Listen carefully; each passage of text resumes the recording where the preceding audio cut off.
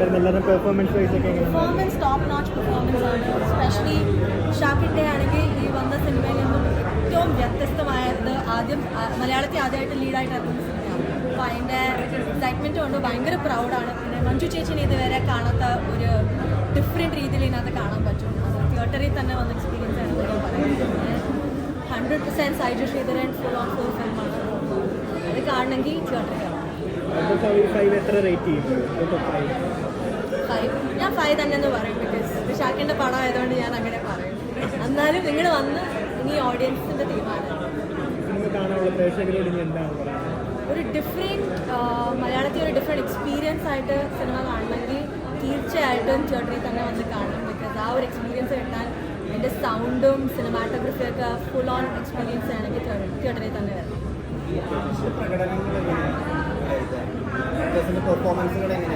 അടിപൊളി പെർഫോമൻസ്. അത് ഞാൻ പറഞ്ഞേ ഉള്ളായിരുന്നു. ഇതുവരെ കാണാത്ത പെർഫോമൻസ്. ഇപ്പം വിശാഖായാലും തുടങ്ങിയത് കുപ്പിയിൽ നിന്നും ഈ ഒരു സിനിമ കാണുമ്പം നിങ്ങൾക്ക് തന്നെ ആ ഒരു ഗ്രാഫ് മനസ്സിലാവും. അപ്പം മഞ്ജു ചേച്ചി ആണെങ്കിലും ഇതുവരെ കാണാത്ത ഒരു പെർഫോമൻസ് ആണ് ഈ സിനിമ. പിന്നെ ഗായത്രിയും എക്സ്ട്രീം കുറേ ഹാർഡ് വർക്ക്, ഫിസിക്കലായിട്ടുള്ള ഹാർഡ് വർക്ക് ഇട്ടിട്ടുള്ള പെർഫോമൻസ് ആണ്. സൂപ്പർ സ്റ്റാർ എന്ന നിലയിൽ വളരെ പ്രൊമോഷനായിട്ടുള്ള സിനിമകൾ ചെയ്യാം. അവിടെയാണ് അവർ ഫുട്ടേജ് തിരഞ്ഞെടുക്കുന്നത്. ആ ഒരു സെലക്ഷനെ എങ്ങനെയാണ് നോക്കി കാണുന്നത്?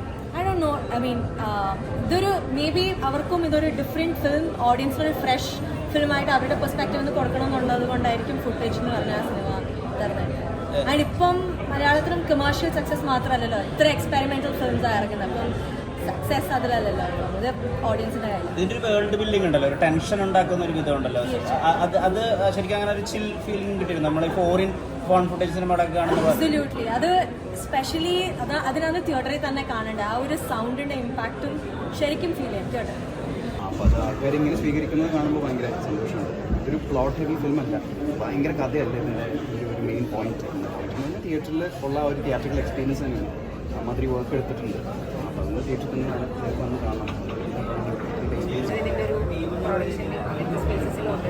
എൻ്റെ കശ്യപ് ഈ സിനിമയുടെ ഭാഗമായിട്ട് അങ്ങനെ ഇന്ത്യയിലെയും കേരളത്തിലെയും ഏറ്റവും സീനിയറായ മികച്ച ആളുകളിലൊപ്പമാണ് എപ്പോഴും സിനിമയിൽ വർക്ക് ചെയ്യാൻ പറ്റുന്നത്. ഇവർക്ക് രണ്ടുപേരും ഈ സിനിമയുടെ ഭാഗമായതിൻ്റെ ഒരു ആ ഒരു എക്സ്പീരിയൻസ് എങ്ങനെയുണ്ടായിരുന്നു? അത് ഭയങ്കര ഭാഗ്യം തന്നെ. കാരണം ഇതിൻ്റെ കഥ ആദ്യം കേൾക്കുമ്പോൾ മഞ്ജു ചേച്ചി ഉണ്ടായിരുന്നില്ല. കുറേ നാൾക്ക് ശേഷമാണ് പിന്നെയും പ്രോജക്റ്റ് ആയി വന്ന് മഞ്ജു ചേച്ചിക്ക് ഓൺലൈൻ പടത്തിന് ഭാഗമാവുന്നത്. വെരി റീസെൻ്റ്ലിയാണ് അനുരാഗ് സാറും ഇതിൻ്റെ ഭാഗമാവുന്നത്. അപ്പോൾ ഐ തിങ്ക് അദ്ദേഹം വന്നതിന് ശേഷം പടത്തിന് വേറൊരു ലെവലിലേക്ക് അറ്റ്ലീസ്റ്റ് ഇൻ ടേംസ് ഓഫ് അതിൻ്റെ ഒരു ഹൈപ്പും അതിൻ്റെ ഒരു പ്രസൻറ്റേഷനിൽ ഭയങ്കരമായിട്ട് ഹെൽപ്പ് ചെയ്തിട്ടുണ്ട്. ഒരു പടം കണ്ട് ഇഷ്ടപ്പെട്ട് തന്നെയാണ് അതിൻ്റെ ഒരു ഭാഗമാവാൻ തീരുമാനിച്ചത്. അപ്പോൾ ഒബ്വിയസ്ലി ദാറ്റ്സ് എ ബിഗ് ഞങ്ങൾക്കൊരു ക്രെഡിറ്റാണ്. അപ്പോൾ ഉടനെ തന്നെ ഹിന്ദിയിലും വേറെ ഭാഷകളിലൊക്കെ അവരിറക്കാൻ പ്ലാൻ ചെയ്യുന്നുണ്ട്. അപ്പോൾ അതുകൊണ്ട് ആ ഒരു ലെവലിലേക്ക് ഈ പടത്തിനെ കൊണ്ടുപോകാൻ പറ്റിയത് സോണി ബിക്കോസ് കശ്യപ് സർ വന്നുകൊണ്ട് മാത്രമാണ്. Very proud, very happy. Very happy. എന്നാലും ഓഡിയൻസിൻ്റെ കൂടെ കണ്ടു. പ്രീമിയർ കണ്ടപ്പോൾ കൂടുതലും നെർവസ് ആയിട്ടാണ് ഞാൻ കണ്ടത്. അപ്പോൾ കുറേ ഭാഗങ്ങളൊക്കെ ഞാൻ ബ്ലാങ്ക് ആയിരുന്നു, എനിക്കൊന്നും മനസ്സിലായില്ല. I was very tense. But ഞാൻ കുറച്ചുകൂടെ കാമറായിട്ട് എല്ലാ ഓഡിയൻസിനൂടെ കണ്ടപ്പോൾ ഞാൻ very happy. And hopefully like നല്ല റെസ്പോൺസാണ് നമുക്ക് വന്നത്. ഐ ഹോപ്പിംഗ് ഓഡിയൻസ് എല്ലാവരും ഇതിനെ ആക്സെപ്റ്റ് ചെയ്യും. അവർ പുതിയൊരു എക്സ്പെരിമെൻ്റൽ സ്റ്റഫാണല്ലോ നമ്മൾ ചെയ്തിരിക്കുന്നത്. ഇപ്പോൾ മേക്കിംഗ് ഒക്കെ കണ്ടാൽ തന്നെ മനസ്സിലായി ഇറ്റ് വാസ് വെരി ഡിഫറെൻറ്റ്. കുറച്ച് ഡിഫറെൻ്റ് ആയിട്ടാണ് അവർ അപ്രോച്ച് ചെയ്യുന്നത്. സോ അതുകൊണ്ട് അവർക്കതൊരു ത്രില്ലിംഗ് ഫാക്ടറാണ്. വളരെ ന്യൂനെസ് ഇതെങ്ങനെ ഓരോ സീൻസ് എങ്ങനെ ചെയ്തിട്ട് ഓൾ കൺഫ്യൂസ് വെറുതെ ചോദിച്ചിട്ട് പെട്ടെന്ന് സമയത്ത് നിങ്ങളാണോ ഹാൻഡിൽ ചെയ്ത് അങ്ങനെ ഇങ്ങനെ സസ്പെൻസ്.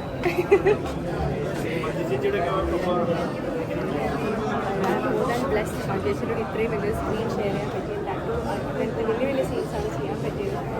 ഭയങ്കര very very really really blessed.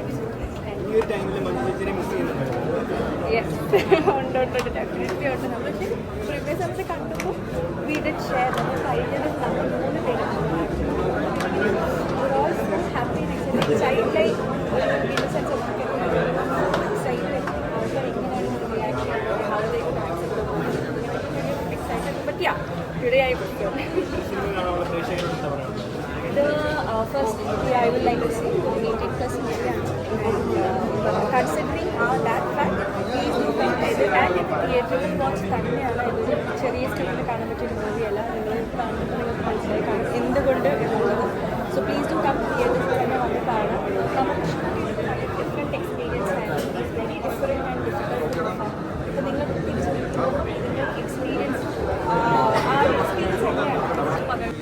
കണ്ടിട്ടില്ലാത്ത രീതിയിലേക്ക് കാണുന്ന പാക്കേജല്ല വെറൈറ്റി ആയിട്ട് നമുക്കത് വളരെ ആലോചിച്ചിരുന്നാലും നമുക്കത് മനസ്സിലാക്കാനും പറ്റില്ല.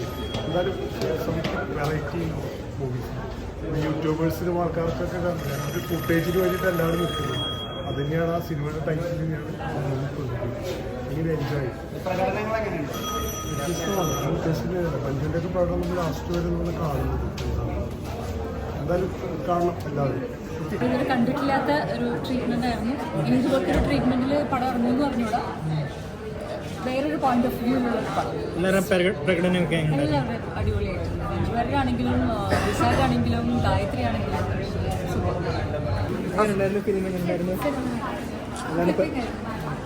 പെർഫോമൻസ് ഒക്കെ എങ്ങനെ ഉണ്ടായിരുന്നു? എന്തെങ്കിലും മെസ്സേജ് കൊടുക്കുന്നുണ്ടോ? കണ്ടു